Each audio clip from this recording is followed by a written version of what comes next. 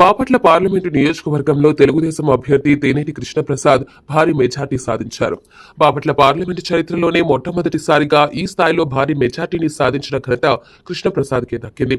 ప్రతికాలంలోనే ప్రజలకు చేరువైన ఆయన అనూహ్యంగా తెర మీదకొచ్చి ఊహించని రీతిలో భారీ మెజార్టీతో విజయబావుట ఎగురవేశారు.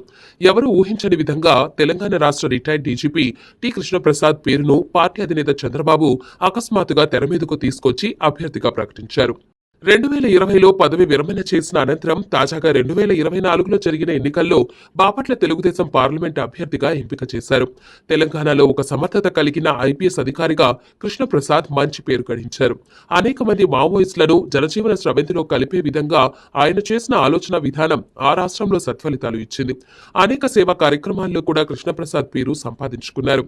రిటైర్మెంట్ అనంతరం తెలుగుదేశం పార్టీలో చేరకముందే ఆయనకు పార్టీ టికెట్ దక్కింది. ఆ తర్వాత అనూహ్యంగా బాపట్ల పార్లమెంటు నియోజకవర్గ తెలుగుదేశం పార్టీ అభ్యర్థిగా కృష్ణప్రసాద్ పేరును పార్టీ అధినేత చంద్రబాబు ప్రకటించడం, వెంటనే ప్రచారంలోకి దిగటం, ఆ వెంటనే భారీ మెజార్టీతో ఎన్నికవటం జరిగింది.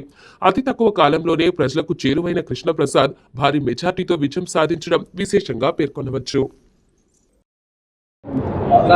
చాలా సంతోషంగా ఉంది. ఇప్పుడు బాపట్ల అదేవిధంగా 7 నియోజకవర్గాల్లో చూస్తా ఉంటే ఎక్కడ ఏమీ పొరపాటు లేకుండా అన్నిటికన్నీ 7 నియోజకవర్గాల్లో కూడా తెలుగుదేశం పార్టీ గెలిచే అవకాశాలు చాలా చాలా బ్రహ్మాండంగా కనిపిస్తున్నాయి. ఇప్పుడే టీవీలో చూశాను, రిజల్ట్ చూస్తూ ఉంటే 25 ఏదైతే లీడ్ చూపించారో మొత్తం ఆంధ్రప్రదేశ్ రాష్ట్రంలో 25లో 16 తెలుగుదేశం పార్టీకే. కేవలం తెలుగుదేశం పార్టీ, మళ్ళీ జనసేన కూడా ఉంది, బీజేపీ కూడా ఉంది. అంటే ఇప్పుడు ఏమాత్రం డౌట్ పడే అవసరం లేదు. ఆంధ్రప్రదేశ్ రాష్ట్రంలో శ్రీ నారా చంద్రబాబు నాయుడు గారి నాయకత్వంలో Telugu Desam party, Janasena party, BJP కూటమి ప్రభుత్వం ఏర్పాటు అవబోతా ఉంది. చాలా చాలా క్లియర్గా కనిపిస్తూ ఉంది.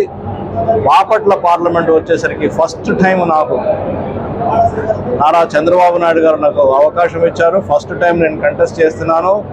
బాపట్ల ప్రజలందరూ నన్ను దీవించారు. చాలా క్లియర్గా కనిపిస్తూ ఉంది. 1,00,000 మిత్రులందరూ, మీడియా మిత్రులు కూడా చెప్తున్నారు, సార్ కంగ్రాచులేషన్, 1,00,000 మెజారిటీతో మీరు గెలుస్తారని మీడియా మిత్రులు కూడా చెప్తున్నారు. లోపల అవతల పార్టీ వాళ్ళు కూడా చెప్తున్నారు. మళ్ళీ ప్రతి ఒక్క నియోజకవర్గం, 7 నియోజకవర్గంలో ప్రతి ఎమ్మెల్యే గారు ఇక్కడ గెలవబోతున్నారు. చాలా బ్రహ్మాండంగా ఉంది.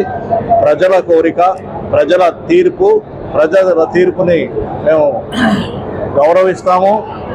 ప్రజలు తీర్పు ఇచ్చారంటే ఒక బాధ్యత కూడా పెట్టారు.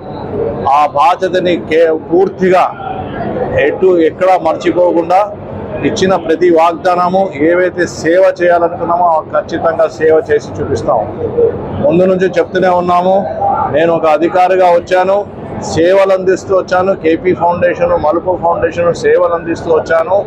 సేవలో ఉన్నాను, సేవ చేయడానికే వచ్చాను, అధికారం చేయడానికి రాలేదు, దౌర్జన్యం చేయడానికి రాలేదు. ముందు నుంచే చెప్తూ వచ్చాను.